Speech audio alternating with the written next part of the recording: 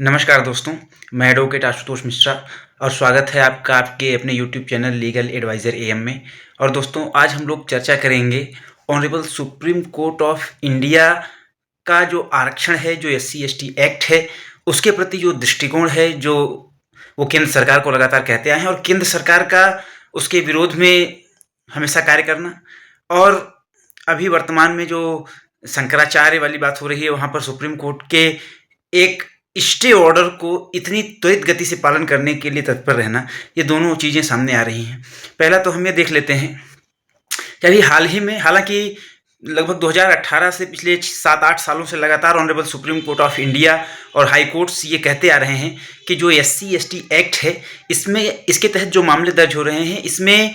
Mostly मामले ऐसे हो रहे हैं जो बदले की भावना से प्रेरित होकर हो रहे हैं, या राजनीतिक षड्यंत्रों का लोग शिकार हो रहे हैं, सामाजिक षड्यंत्रों का शिकार हो रहे हैं। और बहुत सारे मामलों में जहाँ जाँच के बाद झूठे मामले पाए गए, वहाँ पर जुर्माने का प्रावधान भी किया गया। और जब honourable supreme court of India ने केंद्र सरकार को कहा कि इस कानून में थोड़े मूलभूत परिवर्तन की आवश्यकता है, जिससे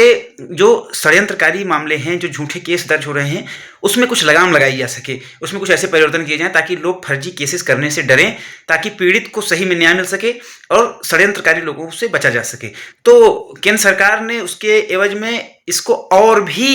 ज़्यादा गहरा कर दिया कि और ज़्यादा षड्यंत्रकारियों को मौका मिले और ज़्यादा समाज में खंडन की भावना हो सके, ताकि जब एससी एसटी एक्ट इतना मजबूत रहेगा तो जो एससी एसटी है, उससे जो जनरल कैटेगरी है, वो इस डर के मारे कटी कटी सी रहेगी, दूर दूर रहेगी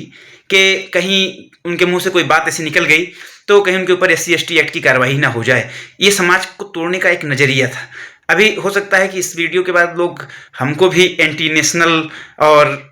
हिंदुत्व विरोधी और सनातन विरोधी कह दें, लेकिन सत्य तथ्यपरक बात यही है। जो honourable supreme court of India ने अभी लेटेस्ट कल के जजमेंट में भी ये कहा कि जो एससी एसटी एक्ट के केसेस हैं, उसमें गहन जांच की आवश्यकता है। ऐसे किसी को, अगर किसी ने जातिगत रूप से कह दिया, लोग साथ में बैठे हुए हैं, कह दिया, ब्राह्मणों को भी कह दिया जाता है, ठाकुरों को भी कह दिया जाता है, सबको कह दिया जाता है, बनियों को बनिया कह दिया जाता है, यादवों को या अहीर कह दिया जाता है, सबको अपना कहा जाता है, मजाक मजाक में लोग बोलते रहते हैं। सुप्रीम कोर्ट ने यह कहा कि अपराध की जो मूल परिभाषा में जो मूल शब्द है वो है इंटेंशन। क्या ऐसा इंटेंशन व्यक्ति का था कि वह जातिगत शब्द उच्चारित करके उस व्यक्ति का जातिगत अपमान करना चाहता है, तब जाकर के किसी का ये सार्वजनिक अपमान की श्रेणी में आता है। और आपसी वार्तालाप में कहाँ मान कहाँ अपमान, अगर 4 लोग बैठे हुए हैं तो सुप्रीम कोर्ट ने ये टिप्पणी की। लेकिन सरकार ने उसके पहले क्या किया है, सरकार ने यूजीसी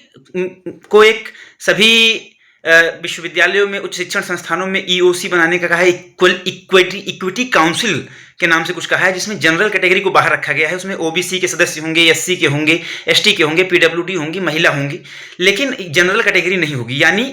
कि इनका ये भी मानना है कि उच्च शिक्षण संस्थानों में, जहाँ पर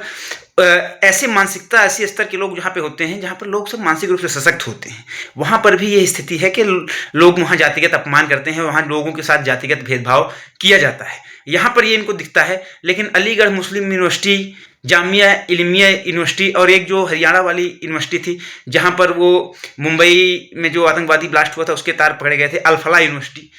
उसके विरुद्ध अभी तक कोई विशेष कार्रवाई सामने नहीं आ पाई है। लेकिन ये बता दिया गया है कि सामान्य वर्ग के द्वारा, जनरल वर्ग के द्वारा ओबीसी को, एससी को, एसटी को प्रताड़ित किया जाता है उच्च शिक्षण संस्थानों में। और इसके लिए ये ईओसी बना रहे हैं काउंसिल, और ये क्या करेंगे कि ये हर चीज़ को रिव्यू करेंगे कि उच्च शिक्षण संस्थानों में ऐसी गतिविधियां ना हो, अगर ऐसी गतिविधियां हों तो उनके खिलाफ कार्रवाई हो। यानी कि अब उच्च शिक्षण संस्थान में अध्ययन करने वाला भी और अध्यापन करने वाला भी जो जनरल कैटेगरी का है, वह भी एससी, एक प्रकार से एससी एसटी नहीं, एससी एसटी ओबीसी एक्ट के दायरे में आ रहा है।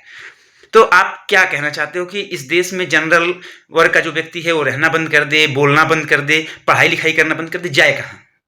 क्या आप जनरल को भारत का नागरिक नहीं मानना चाहते हो? या आपको यही लगता है वास्तव में, जहां सुप्रीम कोर्ट ये कह रही है कि इस कानून का लगातार दुरुपयोग हो रहा है, आपका ये कहना है कि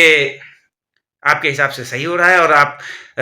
ये मानते हो, स्वीकार करते हो कि उच्च शिक्षण संस्थानों के साथ साथ समाज में अभी भी भेदभाव की भावना है? तो फिर जो आप ये कह रहे हो भारत का अमृत महोत्सव, ये कहाँ से अमृत महोत्सव हो रहा है? अमृत जैसा तो कुछ लग नहीं रहा है। और दूसरा, एक टेम्परेरी